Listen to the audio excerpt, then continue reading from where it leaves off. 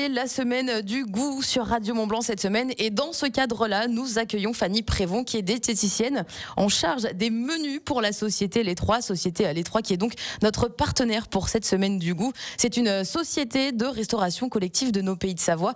Bonjour Fanny, merci d'être avec nous ce matin. Bonjour, merci à vous. En tant que diététicienne chez Les Trois, quelle est votre mission première ? Ma mission principale est l'élaboration des menus. Je suis en charge, je suis garante de l'équilibre nutritionnel des repas que nous servons tous les jours aux enfants, dans les assiettes des enfants. Souvent, je me qualifie auprès des enfants comme la magicienne derrière tous ces menus. Et comment s'articule une journée ? Vous êtes diététicienne dans une entreprise de restauration, pas comme vos confrères où vous recevez justement des clients en cabinet. Comment s'articule votre journée justement pour arriver à faire de la magie dans les menus ? On n'a pas j'ai pas de journée type, aucune journée se ressemble. Les trois quarts de mon temps sont au bureau où j'élabore du coup les menus pour les prochains mois, les mois à venir.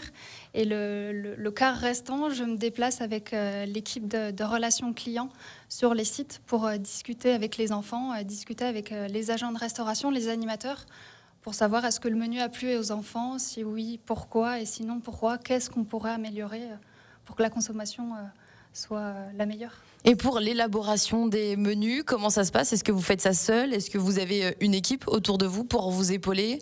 Dans un premier temps, les menus, je les fais seule. En revanche, chez Les Trois, on a la chance d'être 3 diététiciennes, donc Marion Mollard et Charlène Tinoco. Donc le fait d'être 3, c'est vraiment une force parce qu'on a du coup 3 avis où on vient échanger ensemble sur une proposition. Pourquoi on ferait comme ça ? Pourquoi on ne ferait pas autrement ? Donc on a la chance d'être 3 pour concocter tous ces menus. Et les menus, je ne les valide pas seule, loin de là. On est une équipe d'une dizaine de personnes à valider le menu, à le lire avant même de le proposer aux enfants. On a Julien pour tout ce qui est la partie achat, Julien Andrion, notre responsable des achats et relations producteurs, qui valide, lui, auprès des producteurs pour savoir si on aura toute la marchandise nécessaire pour proposer ce menu aux enfants. Brian Guinard, notre responsable recherche et développement, ainsi que les chefs de cuisine vont lire les menus et regarder si en termes de réalisation, le menu est réalisable dans nos cuisines avec les outils qu'on a aujourd'hui. Donc il y a un vrai travail de brainstorming en fait finalement en équipe pour arriver à ces menus de qualité. Exactement, on met un peu plus d'1 mois pour valider un menu qui sera consommé 3 mois après. On a une anticipation au total de 4 mois. Et par exemple, pour réaliser un menu sur une semaine, enfin pour réaliser les menus de toute une semaine ou de tout un mois, ça vous prend à peu près combien de temps ? Dans un premier temps, je mets bien une demi-journée pour récolter toutes les informations, pour aboutir à un menu. Et après, on le fait lire à différentes personnes, du coup. Et au total, on prend bien 1 mois pour valider et ne plus toucher le menu derrière pour les enfants. Et quand vous dites que vous allez à la pêche aux informations, qu'est-ce que vous faites concrètement ? Vous cherchez des idées dans des bouquins de recettes ? Comment est-ce que vous vous renseignez ? Pour les idées de recettes, on n'a pas de personne. Personne nous dit il faudrait mettre cette recette au menu. Loin de là. Les idées de recettes peuvent venir des enfants, peuvent venir de nos salariés, de nos cuisiniers, de nos pâtissiers. À chaque session de vacances scolaires, on organise des sessions de recherche et développement dans notre atelier où on vient mettre plusieurs pâtissiers, pâtissières, cuisiniers et cuisinières au sein du labo et on leur donne une thématique et ils ont une journée pour cuisiner, trouver des nouvelles recettes. Les recettes peuvent venir également des enfants. Ça fait plusieurs mois typiquement qu'ils nous demandent de manger une raclette à la cantine. On a développé durant l'hiver précédent une recette. Donc cette année, au mois de décembre, les enfants mangeront une raclette au restaurant scolaire. Et du coup, quand on vous demande justement de manger une raclette, comment vous articulez le fromage, les bons produits, le goût, le savoureux, tout en gardant un équilibre dans le plat ?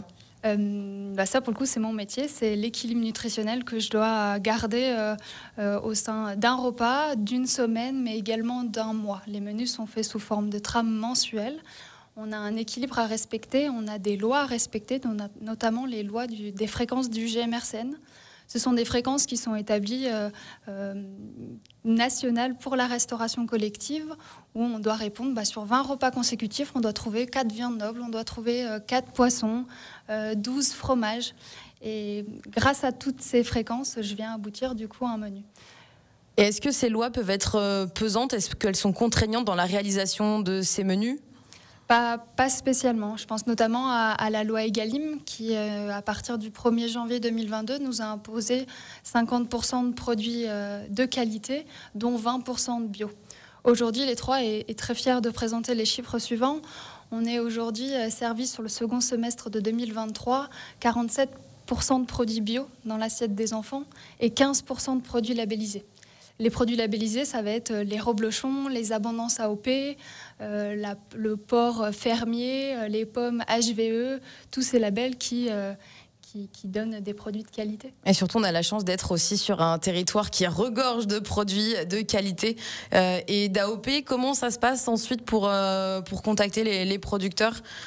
Comment vous faites pour être sûr justement d'avoir tous les produits qu'il vous faut pour réaliser ensuite les menus? Et ça, pour le coup, c'est la mission de Julien Andrion, qui est au contact des producteurs et qui vient dénicher des nouveaux produits ou des nouveaux fruits et légumes chaque année auprès des producteurs. Et donc l'élaboration de ces menus répond donc quand même à plusieurs problématiques, celle notamment du respect des lois. Mais les trois fournissent plus de 270 établissements. Vous fournissez, donc vous nourrissez des bébés à la crèche, des enfants à l'école. Toutes ces tranches d'âge ont des besoins nutritionnels différents. Comment vous faites pour vous adapter dans les menus ? En effet, les enfants ont tous des âges différents et donc des besoins nutritionnels différents. Pour cela, on établit un menu, que l'enfant soit sur la commune de Morzine ou de Saint-Germain-les-Paroisses ou encore Montmélian. Le menu est identique. Aujourd'hui, les 30 000 enfants mangeront le même repas. En revanche, on vient apporter des déclinaisons au menu pour les enfants les plus petits qui sont présents en crèche ou encore pour les personnes âgées qui bénéficient des portages à domicile, où on vient modifier la texture ou la présentation. Typiquement, un haut de cuisse pour un enfant d'élémentaire, ça pose pas de problème. En revanche, pour un petit de 2 ans, c'est compliqué de couper avec son couteau le haut de cuisse. Donc plutôt à la place, on va proposer un émincé de poulet. On va continuer cette interview avec Fanny Prévon. Nous sommes en direct sur Radio Mont-Blanc. Fanny Prévon qui est donc diététicienne pour la société Les Trois. Elle continuera de nous détailler l'élaboration des menus pour cette société. C'est la semaine du goût sur Radio Mont-Blanc et ce matin nous sommes avec Fanny Prévon qui est diététicienne pour la société Les Trois, société de restauration collective qui nourrit les enfants en pays de Savoie. Vous êtes diététicienne chez Les Trois. On commençait à parler de l'élaboration des menus, de toutes les problématiques auxquelles vous devez répondre et vous avez dit que le cœur de votre métier c'était d'articuler les besoins nutritionnels et le goût, le savoureux, parce que c'est pas tout le temps évident de faire manger les enfants, mais concrètement, comment vous y parvenez? Comment vous parvenez à mettre de la magie justement dans ces plats? En effet, c'est pas facile, c'est un réel challenge. Les enfants d'aujourd'hui sont plus les mêmes qu'il y a 20 ans. Les habitudes alimentaires ont beaucoup évolué, donc à nous de prendre des nouvelles recettes, de les adapter au palais des enfants d'aujourd'hui. Tout simplement. Et pour ces nouvelles recettes, vous faites comment concrètement pour retrouver, je sais pas, peut-être l'inspiration? Vous avez des bouquins? Comment vous faites? On n'a pas de bouquins. Les recettes, comme je disais tout à l'heure, viennent de tout le monde. On n'a pas de chemin de conduite particulier. Par contre, le dernier mot va être donné par les enfants. Si la recette est super bien, nutritionnellement, elle apporte beaucoup, elle est riche. Si l'enfant ne la mange pas, ça ne sert à rien de la mettre au menu. Par contre, on va venir la reprendre, cette recette, et la retravailler. Travailler la forme, travailler l'aspect, la texture pour inciter les enfants à goûter et à consommer. Et justement, comment vous faites pour avoir les retours des enfants et ensuite adapter les plats? Tout simplement, dans un premier temps, avec l'équipe de relations clients, on se déplace au quotidien sur les restaurants scolaires pour échanger avec les enfants, leur demander en leur disant « Ok, cette recette aujourd'hui, est-ce que ça vous a plu? Est-ce que vous l'aimez? Pourquoi vous l'aimez? Pourquoi vous l'aimez pas? Qu'est-ce qu'on pourrait modifier dans cette recette pour qu'elle marche mieux ?» On discute avec les responsables périscolaires, avec les encadrants, les animateurs, ceux qui sont au quotidien avec les enfants, qui savent, qui les connaissent sur les bouts des doigts. Et vous nous expliquez tout à l'heure en première partie d'interview que vous élaboriez les menus, mais qu'il y avait un long processus avant qu'ils soient validés. Il y a comme une commission finalement qui valide les menus. Comment ça se passe? Il y a un débat, peut-être que voilà tel plat, tel aliment ne convient pas. Comment ça se passe? On a en effet une procédure pour valider le menu. Je débute de mon côté en réalisant le menu et on est une dizaine de personnes au final sur une période de 1 mois à valider, à lire le menu pour savoir déjà en termes d'achat de matières premières, est-ce qu'on aura les produits nécessaires? Dans un second temps, est-ce qu'on peut les réaliser ces recettes? Est-ce qu'on a le matériel nécessaire? Est-ce qu'on est équipé pour? Tout simplement.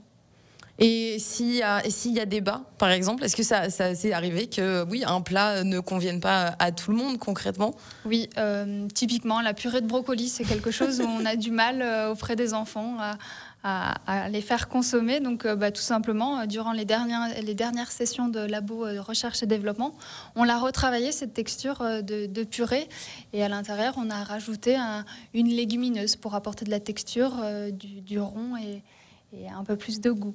Et comment ça se passe, le retravail justement de ces recettes? Vous avez un labo? Brian Guinard, notre responsable R&D, s'occupe de ça au quotidien. Grâce au retour qu'on a des sites des enfants, on synthétise, on regroupe nos retours et en fait on lui fait part du coup en disant typiquement la purée de brocoli, on arrête, ça ne fonctionne plus, on arrête de s'acharner. Par contre, on ne veut pas arrêter de proposer des brocolis aux enfants, on veut continuer. En revanche, on va travailler, on va reprendre la recette et on va l'améliorer, ajouter des ingrédients, en retirer certains. Comme l'idée de la raclette, ils vous ont demandé du coup une raclette, ils auront une raclette, mais est-ce qu'ils auront une raclette du coup améliorée ou une vraie raclette? Ils auront une raclette. Ça reste la surprise. C'est la semaine du goût sur Radio Mont-Blanc, c'est dans ce cadre-là que vous êtes avec nous. Qu'est-ce que représente la semaine du goût chez les trois? Chez les trois, la semaine du goût n'existe pas. Pourquoi? Tout simplement parce que la semaine du goût, de base, la définition, c'est proposer des produits frais, locaux, de qualité, de saison, durant une semaine. Or, chez les trois, c'est notre ADN et c'est ce qu'on propose toute l'année dans les repas, dans les assiettes des enfants. Merci Fanny Prévon d'avoir été avec nous ce matin sur Radio Mont-Blanc. Fanny Prévon qui est donc diététicienne et qui œuvre tous les jours pour que les enfants chez nous en Pays de Savoie puissent manger équilibré avec du bon goût dans l'assiette.